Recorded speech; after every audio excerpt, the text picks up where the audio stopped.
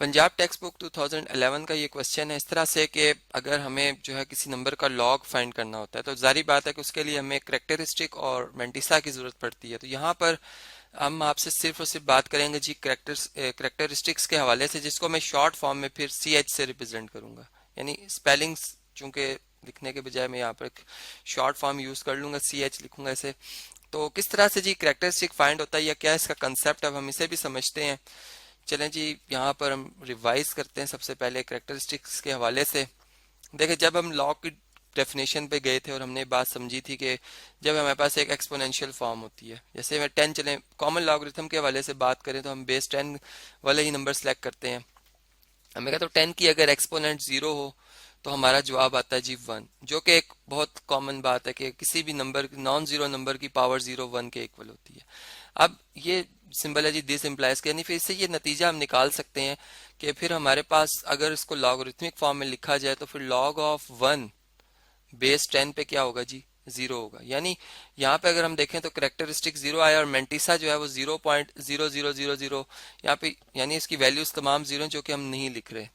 लेकिन जैसे मैंने आपको शुरू में बताया कि लॉगरिथम के दो पार्ट्स होते हैं।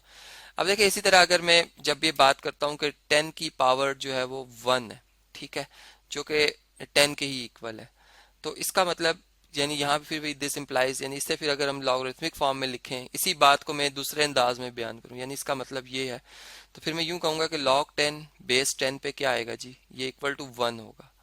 अब आपके जहन में एक बात आएगी कि हमने जो नंबर सेलेक्ट किए हैं, जैसे मैं 10 की पावर 1 ले रहा हूँ और 10 जवाब आ रहा है, और 10 की पावर 0 ले रहा हूँ तो 1 जवाब आ रहा है। अब जवाब जो है वो 1 और 10 के दरमियान जो आने वाले हैं नंबर्स, क्या उनको क्या एक्सपोनेंशियल फॉर्म में नहीं लिखा जा सकता? जी बिल्कुल लिखा जा सकता है। जैसे मैं यूं कहूँ कि 0 या चले 1.325, ठीक है। अब इस नंबर को मैं यूं कहूँ कि 10 की वो कौन सी पावर है, कितनी पावर ली जाए कि हमारा जवाब 1.3255 आए, ठीक है। अब ये वो क्वेश्चन है जिनको हम लॉग की मदद से सॉल्व करते हैं। अब ये बात हमें भी यहाँ से यूँ समझ आती है कि इसी वजह से मेंटिसा का भी कॉन्सेप्ट बनता है कि एग्जैक्ट 0 और 1 जवाब नहीं यानी ये जवाब सिर्फ इन एग्जैक्ट नंबर्स पर आते हैं जो कि हम समझ पाते हैं, लेकिन वो नंबर्स जो कि इनके दरमियान है, अब उनके लिए हमने वो भी करेक्टरिस्टिक और मेंटिसा भी फाइंड करना है। अब इसी तरह जैसे अब ये हमारा क्वेश्चन है कि log 8 है, ठीक। अब ये ऐसा नंबर है जो कि अगर हम देखें तो हमारे पास 1 से ग्रेटर है और 10 से लेस है, जैसे मैं अभी आपको बता ही रहा था। अब बेस 10 ही है हमारे पास। अब इसका जवाब क्या होगा, ये हमें, यानी हम यहाँ पे यूं कहना चाह रहे हैं कि अगर 10 की पावर x ली जाए तो हमारा जवाब 8 आएगा, जो कि हम अंदाजन ये कह सकते हैं कि चूंकि अगर 10 की पावर 1 ली जाती तो जवाब आता है जी 10 खुद, ठीक है। अब 8 आ रहा है, इसका मतलब है कि पावर कोई 1 से छोटी ली जा रही है, लेकिन अगर हम कितनी छोटी दे रहे हैं पावर, कि अगर हम 0 देखते हैं 10 की पावर 0 तो इसका जवाब 0 आता है। अब 0 8 से छोटा है, इसका मतलब हम जो पावर ले रहे हैं वो 0 पॉइंट समथिंग होगी, ठीक है। यानी उसका करेक्टरिस्टिक जो है नंबर्स, या मैं यूं कहूं कि अगर फर्स्ट नेचुरल नंबर के बाद डिजिट्स के आने की तादाद को हम जो है अगर यूं कहें कि उसमें हमारे पास जो डिजिट्स आ रहे हैं फर्स्ट नेचुरल नंबर के बाद, वो करेक्टरिस्टिक को रिप्रेजेंट कर रहे हैं, ठीक। जैसे अगर हम यहाँ पे यूं बात करते हैं 8, तो 8 खुद एक फर्स्ट नेचुरल नंबर है और इसके बाद चूंकि 8 के बाद पॉइंट ही लिखा हुआ और उसके बाद कोई डिजिट नहीं आ रहा है, चाहे वो 0 हो चाहे वो कुछ भी डिजिट हो, यानी वो जो डेसिमल में हमारे पास डिजिट्स आते हैं। तो यहाँ पे हमने देखा कोई डिजिट नहीं आ रहा, तो इसका करेक्टरिस्टिक क्या बनेगा जी, 0 बनेगा। यानी रेफरेंस के लिए हम पहला नेचुरल नंबर रखेंगे। जो एक सिंपल वर्ड्स में एक बात बता सकता हूँ ऐसे ही। चलें अगर हम इस नंबर के हवाले से बात करते हैं कि हमारे पास 325 है, जब हम इसका लॉग फाइंड कर रहे होंगे 325 का बेस 10 के हवाले से, तो इसका करेक्टरिस्टिक क्या होगा, तो हम देखेंगे जी पहला नेचुरल नंबर 3 और इसके बाद कितने डिजिट्स आ रहे हैं, इसके बाद 2 डिजिट आ रहे हैं 2 और 5, तो इसका मतलब है कि इस नंबर का करेक्टरिस्टिक जो होगा वो क्या होगा जी 2 होगा। लेकिन अब मेंटिसा जो है, यानी मेंटिसा अब क्या होगा, वो एक अलग बात है जिसको हम जो है वो बाद में अभी इसके ऊपर डिस्कस करेंगे कि मेंटिसा, चूंकि अगर मेंटिसा नहीं फाइंड करते तो हम एग्जैक्ट इस नंबर से वापस जिस नंबर का लॉग लिया गया था उस नंबर तक नहीं आ सकते। या मैं यूं कह सकता हूं कि एक्सपोनेंट अगर हमें मालूम करनी है तो मेंटिसा भी और जो करेक्टरिस्टिक है दोनों मालूम होंगे तो करेक्ट हमें एक्सपोनेंट का पता चलता है, ठीक है। यानी यहाँ से हमने जो बातें समझी।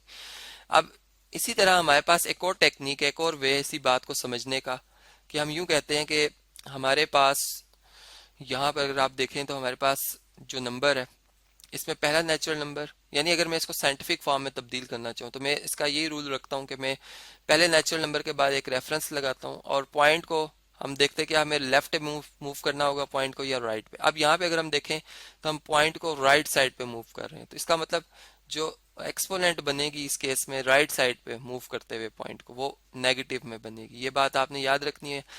तो इसका मतलब यहाँ पर अगर मैं 7 के बाद पॉइंट पुट करता हूँ फिर 8 3 5 लिखता हूँ, तो ये हम कितने डिजिट मूव करके आए हैं जी? अगर काउंट करें तो 1 और 1 2 डिजिट हम आए मूव करके। तो यहाँ पर 10 की पावर -2 बन जाएगी इसकी एक्सपोनेंट। यानी ये जो -2 है बेसिकली यही हमें बता रहा है कि इस नंबर का जो करेक्टरिस्टिक है वो कितना है जी? -2 है या 2 बार। इसको हम दो अंदाज में लिख सकते हैं। जब हम लॉग में लिखेंगे, यानी जैसे मैं इस नंबर का लॉग ही फाइंड करना चाहता हूँ, फर्ज करें मैं लिखता हूँ 0.07835, इसका मैं लॉग फाइंड कर रहा हूँ बेस 10 पे, तो मैं यहाँ पे करेक्टरिस्टिक 2 बार लिखूंगा और फिर मेंटिसा जो है उसके लिए यहाँ पर हम स्पेस रखेंगे जो कि एक डेसिमल पार्ट है, और इसकी वैल्यू हम जो है वो टेबल से जो वो देख कर यहाँ पर एंटर कर देंगे। इसी तरह ये बात हमें समझ में आई। अगर हमारे पास ये नंबर है, अब इसका हमें करेक्टरिस्टिक फाइंड करना हो तो इसके लिए भी हम ऐसे ही करेंगे कि इसको साइंटिफिक फॉर्म में तब्दील करेंगे। पहला नेचुरल नंबर 1 है, इसके बाद इसके यानी यहाँ पर हमने पॉइंट को जो है वो शिफ्ट करना होगा और हम काउंट करते हैं कितने डिजिट हम मूव कर रहे हैं। हम राइट साइड पे मूव कर रहे हैं जी 1 2 3 4 और 5 डिजिट्स। तो 5 डिजिट्स हमने अगर हम मूव करते हुए आते हैं राइट साइड पे, तो जो एक्सपोनेंट बनेगी 10 की जो पावर बनेगी साइंटिफिक फॉर्म में वो -5 बनेगी। ठीक है, तो हम यहाँ से यूं भी कह सकते हैं कि डायरेक्ट हम बजाय साइंटिफिक फॉर्म में लिखने के हम इसका करेक्टरिस्टिक बता सकते हैं जी वो -5 है या फिर 5 बार है, दोनों का एक ही मीनिंग है। तो इस तरह से भी यानी हम इन शॉर्ट वे में जो है वो करेक्टरिस्टिक्स जो है वो फाइंड आउट कर सकते हैं। और मैंने इसका मीनिंग भी आपको थोड़ा बहुत बता दिया है कि किस तरह से हम ये अंदाजा लगा रहे होते हैं कि 10 की वो कौन सी पावर ली जा रही है, यानी उसमें पहले नेचुरल नंबर से पहले कितने डिजिट आएंगे जी? 4 डिजिट आएंगे।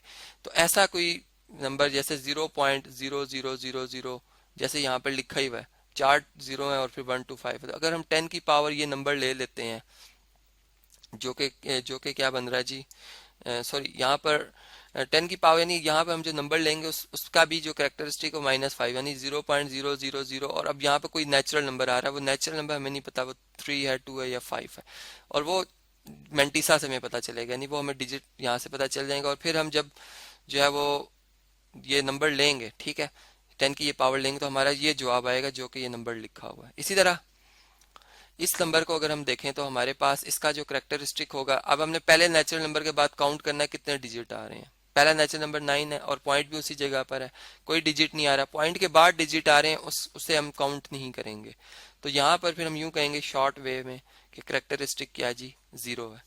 इसी तरह जब हम यहाँ इसकी बात करते हैं इसमें भी बिल्कुल यही बात है कि पहला नेचुरल नंबर 6 है और उसके बाद रेफरेंस साइन पुट करना, पॉइंट भी उसी जगह पर है, कोई डिजिट नहीं आ रहा, तो हम यूं कहेंगे कि करेक्टरिस्टिक जो है वो क्या है जी? 0 है। और मेंटिसा फिर हम फाइंड आउट करेंगे जी टेबल की मदद से, जो कि एक पूरा एक प्रोसेस है जिसको हम नेक्स्ट लेक्चर में आपसे डिस्कस करेंगे।